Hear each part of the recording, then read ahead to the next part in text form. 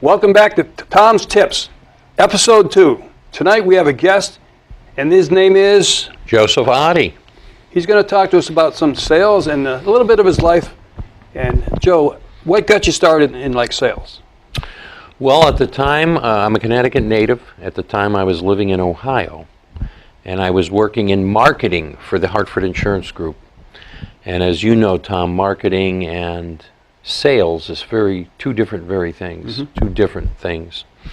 And I always wanted to go into sales, thought I might be good in it. And I actually was being placed with an insurance brokerage firm back in Connecticut who rescinded their offer after I moved here. No fault of mine. It was just a business decision that they had made internally. So I was recruited by a little-known healthcare company instead. I had no experience in healthcare. The name of the company was Johnson & Johnson. And a lot of people don't know this, but Johnson & Johnson's made up of about 30 different companies, and the one I worked for was called Ortho Diagnostic Systems. What did they do? Ortho used to produce reagents, which is a testing liquid that's used in detecting various different diseases, a lot of sexually transmittable diseases, as well as those used in blood bank to be able to type A, B, and O type blood, and coagulation as well. So did you go out to market it to companies, individuals? I sold directly to hospitals, strictly hospitals, not doctors' offices, in the state of Connecticut, primarily in the blood bank, in the hematology lab, and a little bit in the infectious disease laboratories. So is this a product they didn't have yet? No, they had it. If you were in blood banking, you'd know of a man by the name of Dr. Philip Levine. Dr. Levine created a product trademarked Rogam, which is what a woman during her pregnancy, if she's Rh positive and is carrying a baby that's Rh negative, would have to use. So the nurses or the doctors would prescribe these? Correct, yes. And is it a pill form or cream form? No, actually Rh immune globulin is taken by bolus injection. And what it does is it fools the system into thinking that you're positive so that the fetus that you're carrying does not create antibodies to the mother. Oh, okay. So this was sales and training? Yes. A lot of people used to say to me, why were you so successful in sales? And I tell the following story. First, I say kiddingly, I wasn't so much wanting to succeed as fear of failure, but that's kind of a joke. The real reason that made me very successful is when you work for a Johnson & Johnson company, I can't say anything negative about them. They're a tremendous company. And I spent 12 weeks in Raritan in New Jersey before I ever sold a single product. We used to say that they had invested close to $100,000 in our training before we ever went out and sold a single product. And remember, that was 1990s. So the training was excellent. The first 3 weeks, all they did is train us on sales skills. They purchased a program through Xerox called Professional Sales Skills, PSS 101. We had to go through that. Then we went out in the field, worked with another rep. Then we came back after about a month and we attended what was called Phase 2 of the training. Phase 2 of the training was about 5 weeks and it was all product knowledge. Very technical products, as I think I've told you in the beginning. Then we went back out in the field for a certain period of time, and then we were called back in for what they called finishing school. And there you combined the sales techniques that you learned through professional sales skills with the products and equipment that you were going to sell. So we were really well trained when we came out of that class. So while you were training, would you get a base pay? Yes, back then, now again, this was 25 years ago, I think I started at a base salary of about $25,000 a year, and then you earned commissions on top of that. Now, I worked in the insurance field for a while. Would you get residual income every year? No. No. You got what you sold. Okay. You got what you sold. Did you have a territory? I did. It was the state of Connecticut. Then as I moved up the ladder, at one point I was promoted to what they called a national account executive. My territory, quite frankly, was the whole eastern seaboard. Some mornings I would get up, fly out of Bradley Airport, call on National Institutes of Health, Centers for Disease Control, and then the American Red Cross had their corporate offices down there as well. A lot of away from home? Yeah, I wasn't a road warrior, but yeah, I spent nights away from home. Been in those hotels a few times. Yes. Over and over and over again. Right, right. Now, when you moved up, was there a team underneath you? No, and that's why you notice I said national account executive and not national account manager, because I did not manage people. Okay. Mine, I think the company was trying to just take advantage of my sales skills, and I wasn't really seen as a manager, and frankly had no interest at that time to become a manager. So your income could build every year? Oh yes, yep.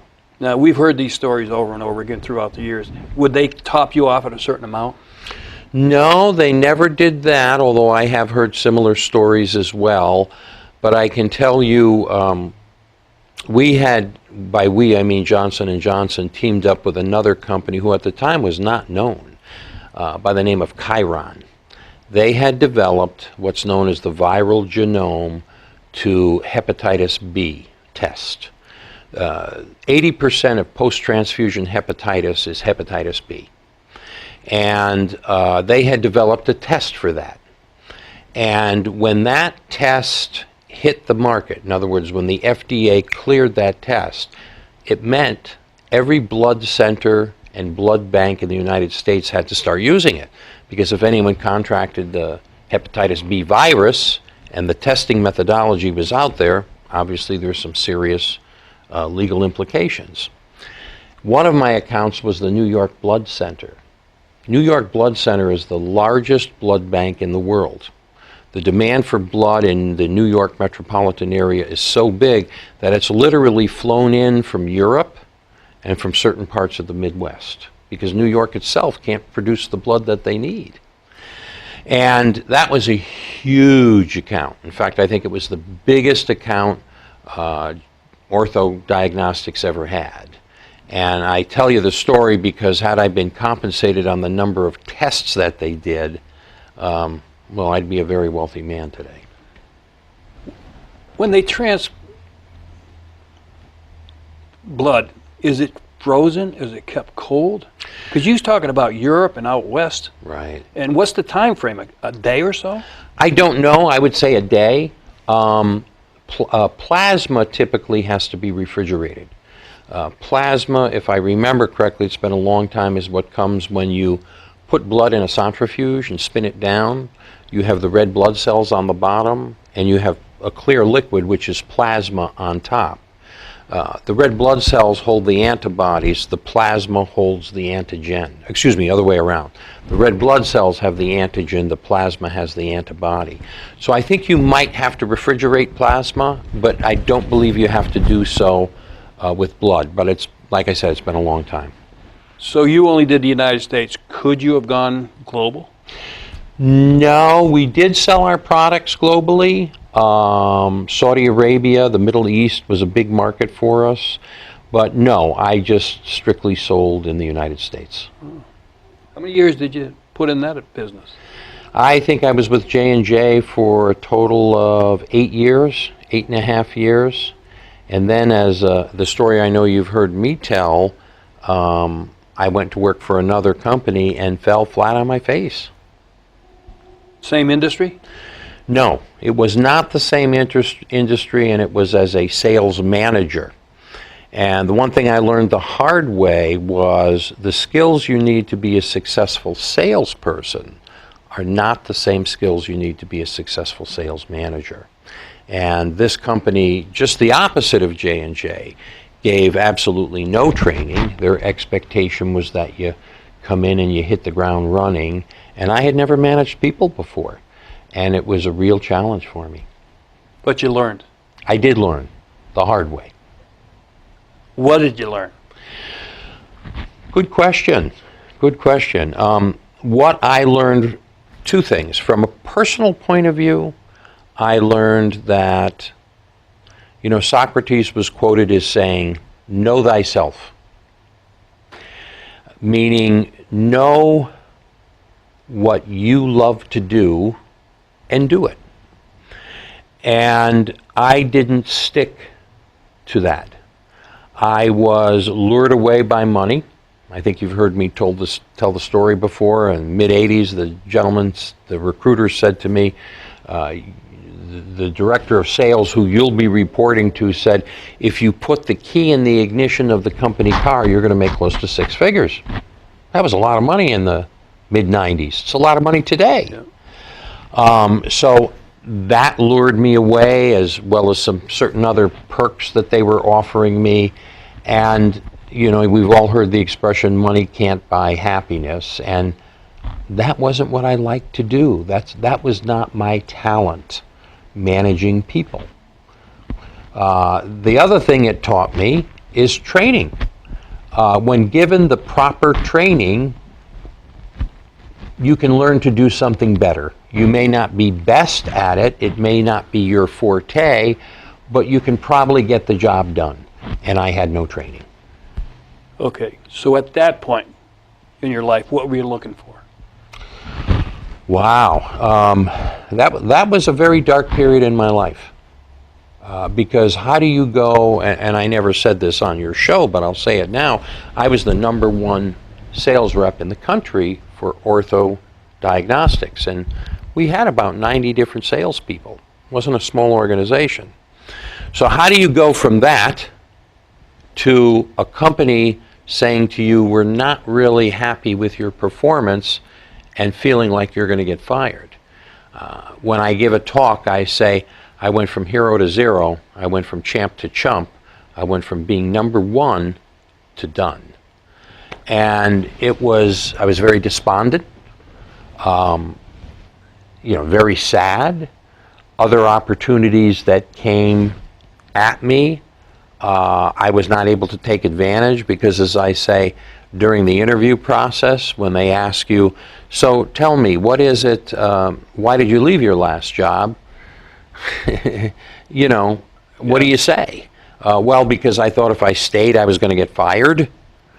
So I pretty much gave up corporate America completely, and I chose to start my own sales training and speaking business. But you just retired from a very interesting career. I did. Which you've told me about a couple of times, but I want you to elaborate a little bit on it, because it's very interesting, and I know it's going to help you out in your speaking business. I was getting ready to turn 50, and I was contacted by someone from the state of Connecticut, and this is when they couldn't give away state jobs. And they said, would you like to work for the state? And I said, doing what? And they said, well, you'd be working in the court system, in the judicial system. And frankly, it's a very open position. They expect you within a year to make a decision on what you want to do in the judicial position. And that's a little vague. It was very vague, And when I look back, I accepted the position because, like I said, I was turning 50, and I wanted to retire at a fairly decent age. And I thought to myself, okay, I'll do it. So I went to work, and when I look back now, the position that I had was almost like a concierge in a hotel. I would be in a courthouse at a big desk, had a big wooden desk, and individuals would come up to me, and they'd ask me directions. Hey, I was arrested on Friday for a motor vehicle charge. Where do I go? Courtroom B. I was arrested on a criminal charge. Courtroom A. Where do I go to file this paperwork? Over here, over there. Where's the restroom? Down the hall and to the right. And after what I just told you, this is what I was doing. And then I got a phone call from someone in the state, and they wanted me to apply for probation, adult probation, to be a probation officer. And I will never forget it. I took the phone, and when they said, I want you to apply for probation, you don't have to take it, but I want you to apply for it because when it becomes available, you may not get it if you don't apply now. And I'll never forget having the phone to my ear, and I went, probation. You know, I mean, here I was a national account executive for one of the biggest healthcare companies in the world, and at age 50, I'm going to go into adult probation. But I did what he asked. And frankly, when the position did become available, I was so bored doing what I was doing at that desk that I went into probation. What a change. Real change. I tell people I went from sitting across the desk from the president of the New York Blood Center, from, I could name you some doctors who are still with the CDC and the National Institutes of Health, to sitting across the desk from, quite frankly, convicted criminals.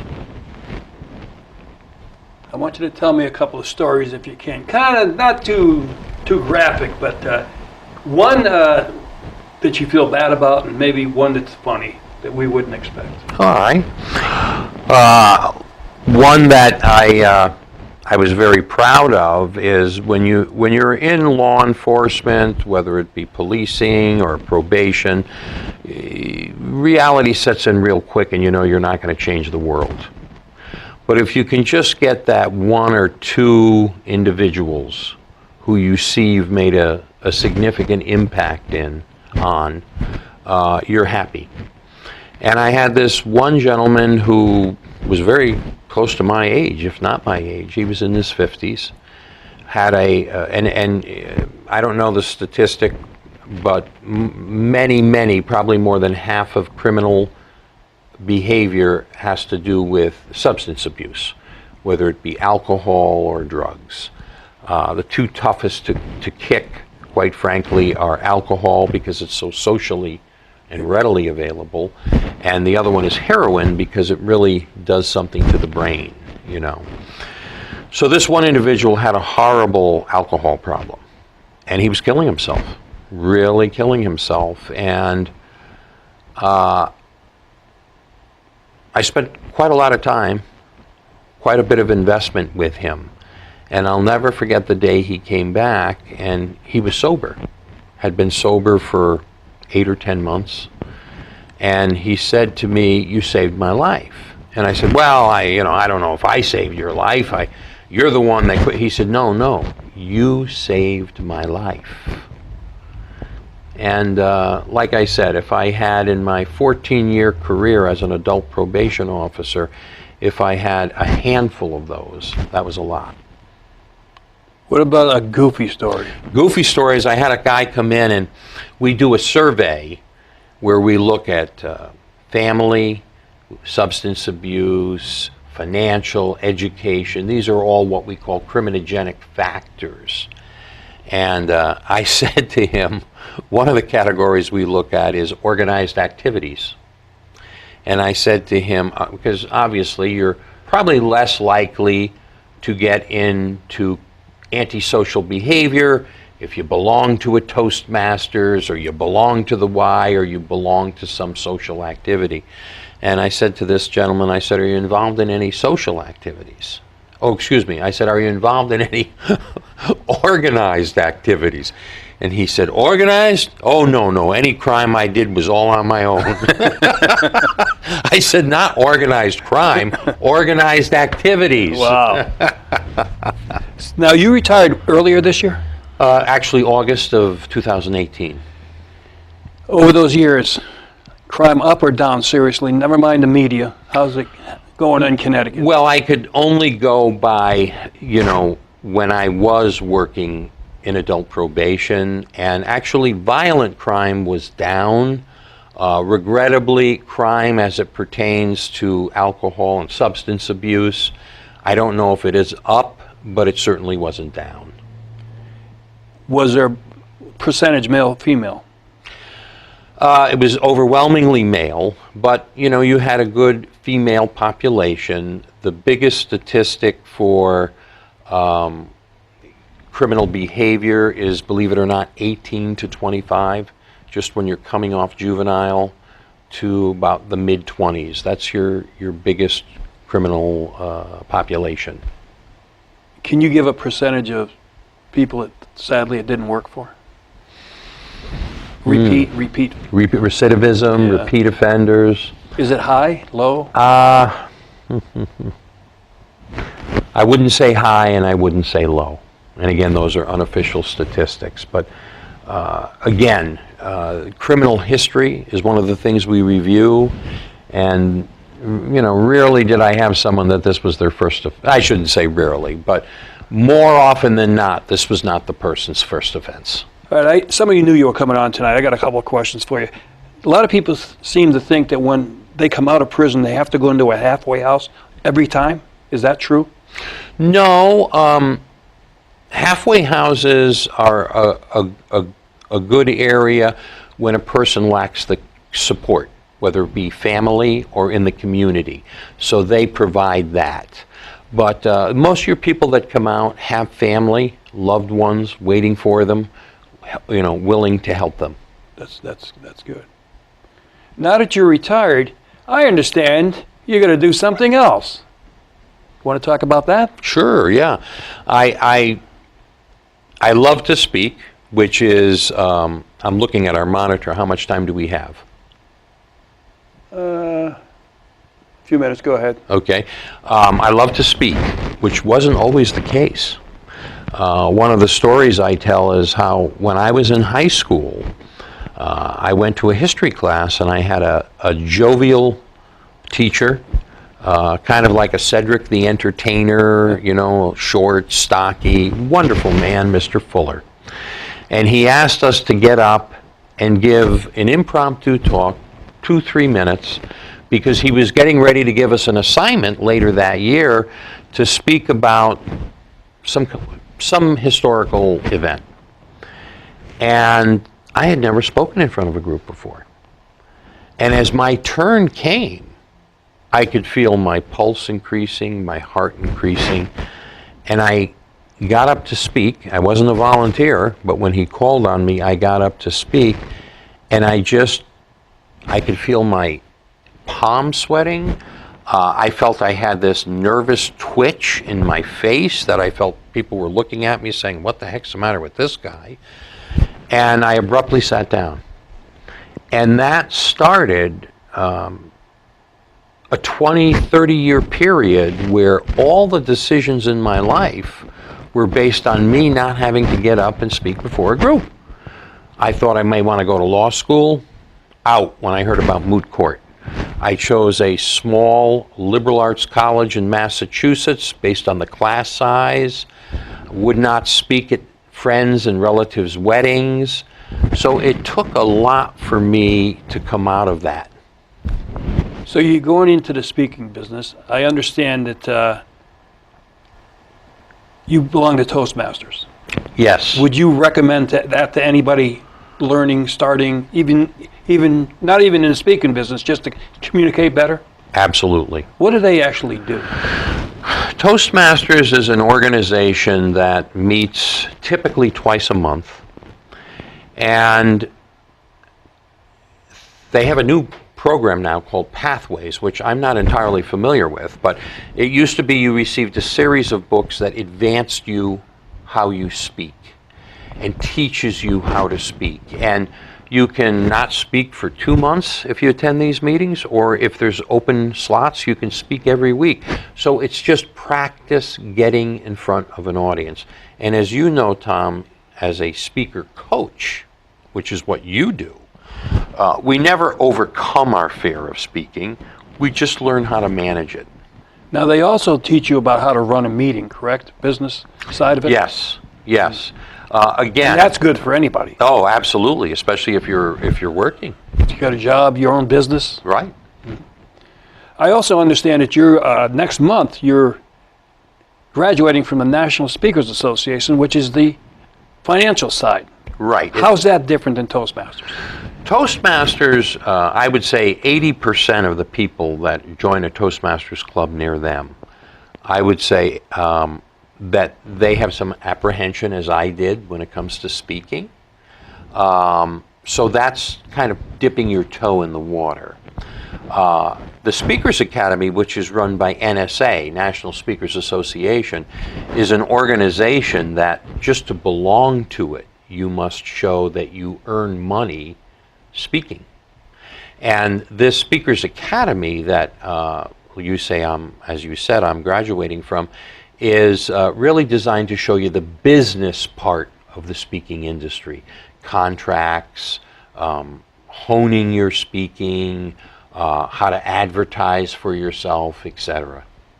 And they help each other out a lot. Very much so. The big guys help the new people start. Nice group of people. Yeah.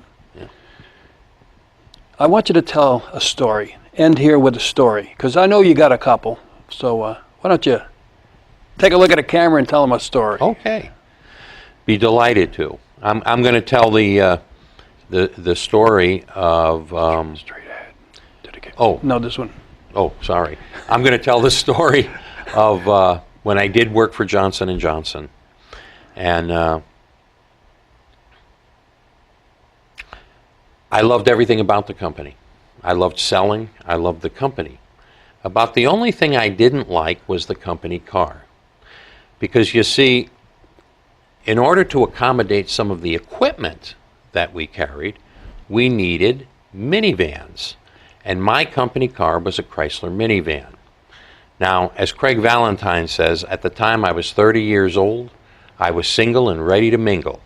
And I wasn't getting any heads turned in that company car, that minivan.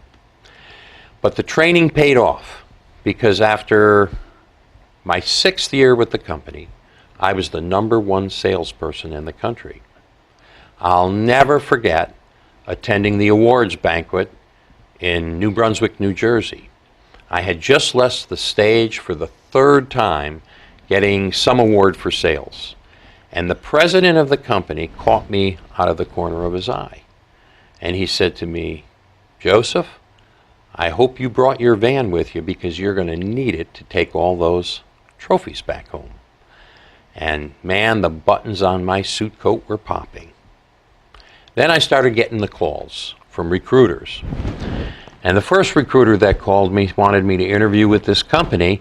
And obviously the first question you ask is, well, how much are they paying?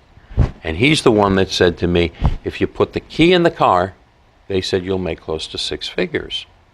I said, Jim, that's a lot of money, but J&J's been good to me. I'm going to stay right where I am. 2 days later, he called me again. This time he's telling me that they'll write me a $5,000 check as a sign-on bonus. Jim, that's mighty generous of them, but I'm going to stay where I am. And then the 3rd time he called me, he said to me, they said you could pick out your own company car. I said, Jim, Johnson & Johnson's been awfully good to me. I want to give him 2 weeks' notice. That's a good story. You got a personal philosophy to help people that are afraid of speaking or communicating? I do. I would remind them of what I told you. I was a person who would not go to law school, would not take advantage of any of the multitude of opportunities that came my way in life because of my fear of public speaking. And I would say to you, address it now. And I don't care if you're 18 or 80. The younger, the better. Because you might find that you're actually really good at it. So I would say, get help. Go to a professional like yourself. Don't ever think you're not going to be nervous, because you will be. But as someone told me once, the trick to public speaking isn't getting rid of the butterflies. It's getting the butterflies to fly in the same formation. That's similar to what I believe. If somebody has a passion and there's a need and you can present it, you're doing something good for somebody else as well as yourself, and both sides win. Absolutely. Joe, I want to thank you for showing up for the show tonight. Thank you for having me, Thom. So this lines up, that's episode number 2, but remember what I always say. you got to look the best, speak the best, and lead the rest. Don't forget the tip that's coming up right now. See you on episode 3.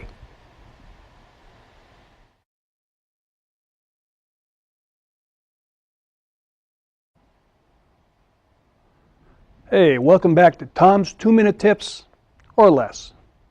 Are you aware that observations are a big part of communications? Those are the tips we're going to work on tonight. How you observe and how you notice different things. 3 tips and a little bit of homework. Tip number 1. I want you to go into big shopping centers and look around for the one thing that's not there. A clock. Why? They don't want you to think about time. Number 2. Go into a casino and you're going to observe 3 things that normally you would see anywhere else. There's no windows, there's low lighting, and soft music. They want you centered on playing the games. Number 3, look into people's cars. It's going to give you a familiarity about them. Start on the outside of the car. Is the car clean?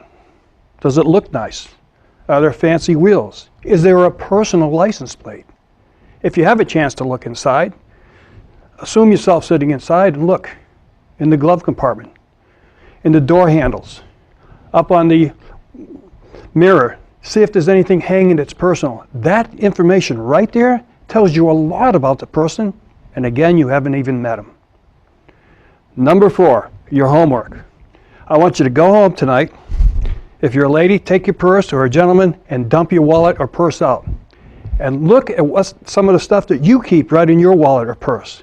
It's very amazing about some of the things you're going to look at, even about you personally. So those are the 3 tips. So I want you to keep your eyes on things. And remember, in order to look your best, to speak your best, and lead the rest. Thanks again. This is Tom. Good night.